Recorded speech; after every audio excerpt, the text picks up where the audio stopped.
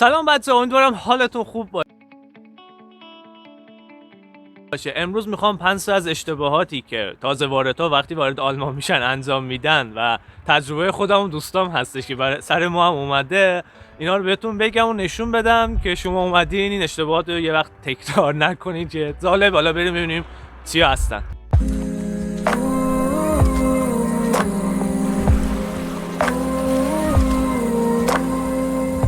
خب اول چیزی که میخوام بهتون بگم استفاده نکردن از مسیر دوچرخه هستش.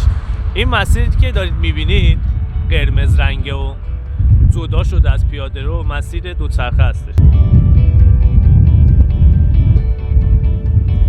حالا روز اول که دوستای من اومدن، چون اینجا صافه آسفالته، چمدونش رو از این قسمت داشت میآورد، بهش گفتم هادی اینجا مسیر دوچرخه است بیا پیاده رو. اینا گفت نه با کسی نیست. که اولین دوچرخه سواری که اومد قشنگ دوچرخه‌شو نگه داشت، به زبان سلیس آلمانی قشنگ توضیح داد که نباید از این استفاده کنیم، نمیدونم ما مجبور میشیم بریم توی خیابون ماشین میزنه، از این حرفا.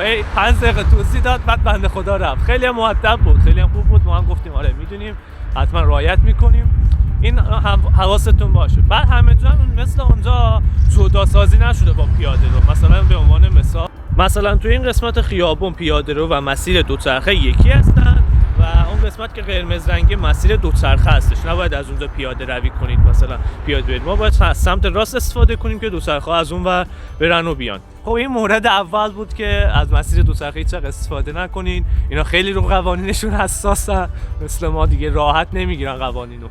بریم مورد بعدی استفاده از این ماسک‌ها یا همین کنترل کننده ها هستش که وقتی میخواین از خیابون عبور کنین و چراغ شما مثلا سبز نیست قرمزه، باید اینو بزنیم که اینا رو توی خیابونای فرعی مثل این خیابون کنار خوابگاه ما، تو خیابونای اصلی و حتی سر کوچه هم اینو میبینید. الان بعضیا میگن خب اینو بزنیم نزنیم هم سبز میشه چراغ، چه فایده داره، اصلا اثری داره یا نه؟ مسئله اینه که اگه شما این طرف خیابون اون چراغ اون دکمه رو نزنین و اون طرف خیابون هم کسی نباشه، آبری نباشه که اون دکمه رو بزنه، این کنترل کننده فکر میکنه آبر پیاده‌ای نیستش و چراغ رو برای ماشینا زمان بیشتری سبز نگه میداره تا ماشینا رفت آمد کنن. پس حتما یادتون نره این دکمه رو بزنید تا زودتر سبز بشه چراغ و رد شین.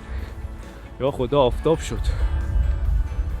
ما به این هوا توی آلمان میگیم آب و هوای آفتابی خوب.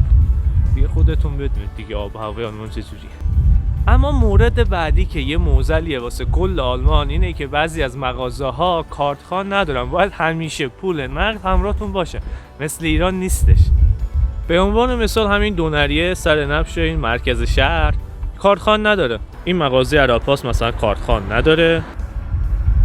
یا حتی داروخونه بزرگی مثل این که توی نبش خیابون هم هست، مرکز شهر هم هست، کارتخوان قبول نمیکنه. خیلی عجیبه.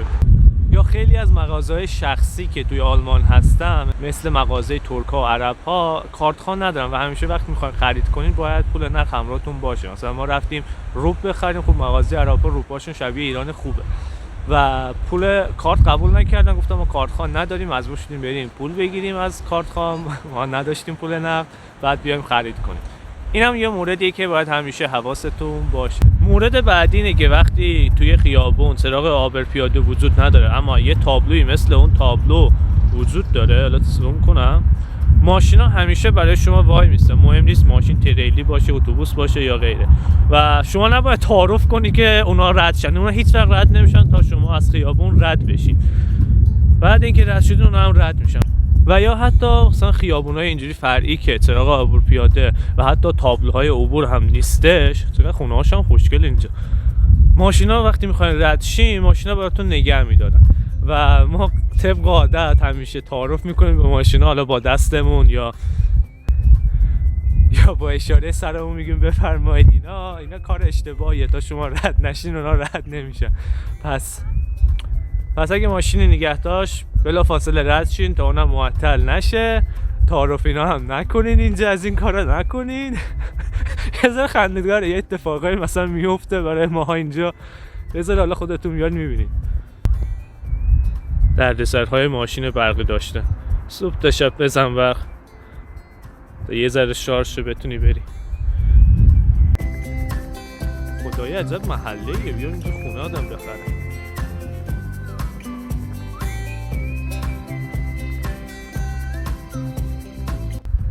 بچه‌ها مورد بعدی تفکیک زباله هستش که ما زیاد سفت و سخت نمیگرفتیم توی ایران، اما اینجا خیلی مهمه. حتما باید زباله ها رو تفکیک کنید به این صورت که زباله های ترد که فاسد میشن توی باکس های مشکی رنگ، زباله های خشک مثل نایلون و پلاستیک و کنسرو توی باکس های زرد و زباله های کاغذی هم مثل کارتون و کاغذ و مقوا، اینا هم توی باکس های آبی رنگ.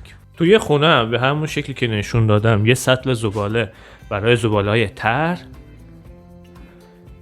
یکی برای زباله های خشک و یکی دیگه هم برای کارتون، مقوا و این چیزا. اما بطری و شیشه رو قبلا توی یه ویدیو اینستا بهتون گفتم، بطری هایی که قابل بازیافته و فاند داره میبرید پس میدید و پولش رو میگیرید. اما یه سری شیشه ها هستن که فاند ندارن، یا شیشه های مشروب یا بعضی شیشه های کوچولو. این شیشه ها رو میبریم بیرون و توی سطلایی که قرار دادم طبق رنگشون جداسازی میکنیم و اونجا میندازیم. و شیشه هایی که فان ندارن تا بازیافت بشن میاریم اینجا، بستگی به رنگشون سبز، سفید، قهوه‌ای جداسازی میکنیم میندازیم اینجا. نباید توی آشغاله توی خونه بندازیم.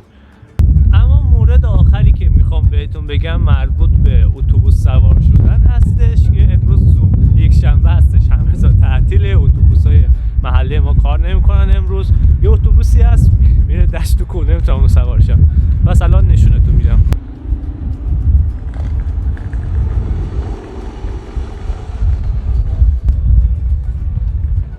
چیزی که باید بهش توجه کنین اینه که وقتی سوار اتوبوس شدین، قبل اینکه به ایستگاهی که میخوایم پیاده شیم برسیم باید دکمه استاپ رو بزنین اینجا. اگه نزنین و کس دیگه‌ای هم اون ایستگاه قرار نباشه پیاده بشه، ایستگاه هم خالی باشه، راننده نگه نمیداره، رد میشه میره. قشنگ اون دفعات اولی که ما اومده بودیم یادمون میرفت بزنیم دکمه رو، میدونم ما 3-4 تا ایستگاه رد شدیم رفتیم و خیلی طول میکشید دیگه اون برگردی دیگه، باید منتظر اتوبوس باید بشی اینا. حتما سوار اتوبوس شدین حواستون باشه دکمه استاپ رو بزنین قبل اینکه میخوایم پیاده شین. خب دوستان، این 5 مورد چیزایی بودن که من توی این مدت تجربه کردم، تجربه خود من و دوستان بود. حالا خیلی چیزای دیگه هستش که حالا من تجربه نکردم تا الان، اینا بوده. و اگه بازم چیز جالبی به نظرم بیاد و جالب باشه حتما براتون ویدیو میسازم و میگم. امیدوارم از این ویدیو هم خوشتون اومده باشه. اگه دوست داشتین ویدیو رو حتما لایک و سابسکرایب کنین، کامنت هم کنین، سوالی داشتین بپرسین حتما جواب میدم. تا ویدیو بعدی، خداحافظ.